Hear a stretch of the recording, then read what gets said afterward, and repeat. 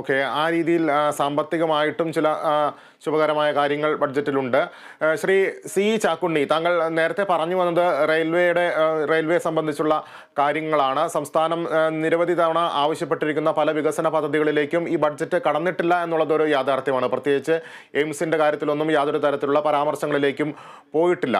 പൊതുവെ നമ്മൾ വിലയിരുത്തുമ്പോൾ ഇനിയും ഈ ബഡ്ജറ്റിൻ്റെ മറ്റ് പ്രഖ്യാപനങ്ങൾ വരാനിരിക്കുന്നു. ആ ഒരു സാഹചര്യത്തിൽ കേരളത്തിന് എന്ത് കിട്ടി എന്നുള്ളത് ഏറ്റവും പ്രധാനപ്പെട്ട ഒരു കാര്യം തന്നെയാണ്. ആ രീതിയിൽ നോക്കുമ്പോൾ എന്താണ് സംസ്ഥാനത്തിന് ഈ ബഡ്ജറ്റിൽ ലഭിച്ചിട്ടുള്ളത്? സംസ്ഥാനത്തിന് നേരത്തെ മാഡം സൂചിപ്പിച്ചല്ലോ, നമുക്ക് പലിശയില്ലാത്ത വായ്പ അനുവദിച്ചിട്ടുണ്ട്. അത് സാഹചര്യമാണ്. ടൂറിസ്റ്റ് കേരളം ഒരു കുതിച്ചാട്ടം നടത്തുന്നത്. എല്ലാ കാര്യങ്ങളിലും ടൂറിസം മേഖല പിന്നാക്കുന്ന കേരളം, പ്രത്യേകിച്ച് മലബാർ ഇന്ന് വളരെ മുന്നോട്ട് പോയിരിക്കുകയാണ്. ഒരുപാട് ഡെസ്റ്റിനേഷൻ മലബാറിൻ്റെ ടൂറിസം വന്നിട്ടുണ്ട്. ഈ ടൂറിസ്റ്റുകൾ വരുന്നതിന് പ്രധാനമായിട്ട് വേണ്ടത് കണക്ടിവിറ്റിയാണ്.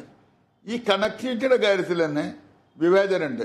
തെക്കൻ കേരളവും വടക്കൻ കേരളമായിട്ട് വളരെയധികം കണക്ടിവിറ്റിയുടെ ബുദ്ധിമുട്ടുണ്ട്. അപ്പോൾ അതിന് ഗോഡ്സ് ഓൺ കൺട്രി എന്ന് പറഞ്ഞാൽ അക്ഷരാർത്ഥത്തിൽ ഗോഡ്സ് ഓൺ കൺട്രി തന്നെയാണ് കേരളം. നമുക്ക് ഇവിടെ കാണാത്തതൊന്നും മലേഷ്യ പോയാലും ഒന്നും നമുക്ക് കാണാനില്ല. ഇവിടെ നമ്മുടെ ഇടുക്കിയുണ്ട്, കുട്ടനാടുണ്ട്, അതുപോലെ തന്നെ വയനാടുണ്ട്. പ്രകൃതി സൗന്ദര്യമായിട്ടുള്ള ഒരുപാട് സ്ഥലങ്ങൾ ദൈവം അനുഗ്രഹിച്ച് തന്നിട്ടുണ്ട്. പിന്നെ എൻ്റെ അറിവ് ശരിയാണെങ്കിൽ ഭാരതത്തിൽ തന്നെ ഏറ്റവും 5 സ്റ്റാർ ഹോട്ടലുകൾ കേരളത്തിലാണ് ഞാൻ മനസ്സിലാക്കുന്നത്. 46 ഹോട്ടലുകളുണ്ട്. ഇതൊന്നും നമുക്ക് വേണ്ട മാതിരി ഉപയോഗിക്കാൻ കഴിയുന്നില്ല. താരതമ്യേന ചികിത്സാ ചെലവ് കുറവാണ് കേരളത്തിൽ.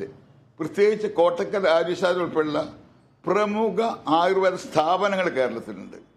ഇവിടേക്കൊക്കെ വരാൻ കഴിയാത്ത ഒരു സാഹചര്യം ഉള്ളത്. ഇനി അവിടെ ഒരു വിവേചനം വേറെയുണ്ട്. വിമാനച്ചാർജ് നമ്മൾ ഉദാഹരണം എടുക്കുകയാണെങ്കിൽ ഗൾഫിൽ നിന്ന് കരിപ്പൂർക്കും അതുപോലെ തന്നെ നെടുമ്പാശ്ശേരിക്കും കണ്ണൂർക്കും വ്യത്യസ്ത റേറ്റാണ്. ഏറ്റവും കൂടുതൽ യാത്രക്കാരുള്ള ഹജ്ജ് സെൻറ്റർ മലബാറിലെ കോഴിക്കോടാണ്. 60% ഹാജിമാർ കോഴിക്കോട് നിന്നും മലപ്പുറം ജില്ലയിൽ നിന്നാണ്. ഏറ്റവും വലിയ ഹജ്ജ് ഹൗസ് ഇവിടെ ഉള്ളതാണ്. പക്ഷെ കണ്ണൂരിനേക്കാളും നെടുമ്പാശ്ശേരിക്കാളും 80,000 രൂപ കൂടുതലാണ് ഹാജിമാർ ഇവിടുന്ന് കൊടുക്കുന്നത്. ഇതിൻ്റെ കാരണം വലിയ വിമാനങ്ങൾ വരുന്നില്ല. കയറ്റുമതിക്കാണെങ്കിൽ ഓണം വിഷു കാലങ്ങളിലൊക്കെ വാഴയില മുതൽക്ക് കോഴിക്കോട് കരിപ്പൂർ എയർപോർട്ടിൽ നിന്ന് പോയിരുന്നു മുമ്പ് വലിയ വിമാന സർവീസ് ഉള്ള കാലത്ത്. ഇപ്പം ചെറിയ വിമാന സർവീസ് ആയപ്പോൾ യാത്രക്കാർ ലഗേജ് തന്നെ കൊണ്ടുപോകാൻ കഴിയുന്നില്ല. ഞാൻ മനസ്സിലാക്കിയത് കഴിഞ്ഞ ദുബായി പോയപ്പോൾ ഒരു സൂപ്പർ മാർക്കറ്റിലേക്ക് 4000 കിലോ ഹലുവയുടെ കോഴിക്കോട് നിന്ന് വരുന്നത്. ഈ കയറ്റുമതി മുഴുവൻ നിലച്ചിരിക്കുകയാണ്. കാരണം അതിനുള്ള സൗകര്യമില്ല. കാർഗോ കയറ്റുമതിക്ക് പ്രത്യേക വിമാനം വേണം. ഞാൻ പറഞ്ഞു വന്നത് ഈ കാര്യത്തിൽ ഇത് നമുക്ക് ശരിക്കും യൂട്ടിലൈസ് ചെയ്യാൻ വേണ്ടി കഴിയുന്നില്ല. പക്ഷെ ഭാഗ്യവശാൽ ഇപ്പോൾ വികസന കാര്യത്തിൽ ബഹുമാനപ്പെട്ട നമ്മുടെ പ്രധാനമന്ത്രിയും കേരള മുഖ്യമന്ത്രിയും എല്ലാം നല്ല ഒരു സമീപനം എടുത്തിട്ടുണ്ട്. വികസന കാര്യത്തിൽ യോജിച്ചതുകൊണ്ടാണ് നമുക്ക് വിഴിഞ്ഞം പോർട്ട് വരാൻ പോകുന്നത്. ഈ വിഴിഞ്ഞം പോർട്ട് വന്നു കഴിഞ്ഞാൽ അത് നമുക്ക് കേരളം സാമ്പത്തികമായി ബുദ്ധിമുട്ടുന്നതിന് വലിയൊരു പരിഹാരമാവും. ആ കാര്യത്തിലൊന്നും യാതൊരു സംശയമില്ല. അതിൻ്റെ അടിസ്ഥാനത്തിലാണ് ഞങ്ങൾ ബഹുമാനപ്പെട്ട മുഖ്യമന്ത്രിയുടെയും കേരള തുറമുഖ മന്ത്രിയുടെ അനുമതിയോടെ ദുബായി പോവുകയും ദുബായിൽ നിന്ന് വിമാന കമ്പനികളെ കാണുകയും അവരുമായി ബന്ധപ്പെട്ട കപ്പൽ സർവീസ് ആരംഭിക്കാനുള്ള ഒരു പദ്ധതി ആവിഷ്കരിച്ചിരിക്കുന്നത്. 1258 പേർക്കും 1000 ടൺ കാർഗോ അയക്കാവുന്ന ബേപ്പൂരിൽ നിന്നും കൊച്ചിയിൽ നിന്നും പോവുകയാണെങ്കിൽ കയറ്റുമതിക്ക് അത് വളരെയധികം ഗുണകരമായിരിക്കും.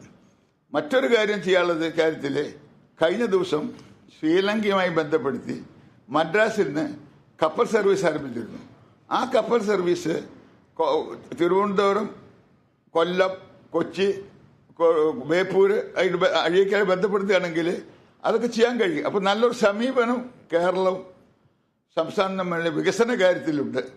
പിന്നെ നേരത്തെ പറഞ്ഞ മാതിരി ഒരുപാട് ആനുകൂല്യങ്ങൾ, നിലവിലുള്ള ആനുകൂല്യങ്ങൾ പ്രഖ്യാപിച്ചിട്ടുണ്ട്.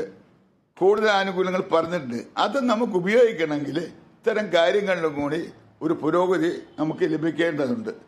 ആ കാര്യത്തിൽ നല്ല സമീപനം അടുത്ത കാലത്തിൽ നമുക്കേറെ പ്രതീക്ഷ നൽകുന്നുണ്ട്. പിന്നെ മറ്റൊരു കാര്യം, തീർച്ചയായിട്ടും ഞാൻ താങ്കളിലേക്ക് തിരിച്ചെത്താം. ശ്രീമതി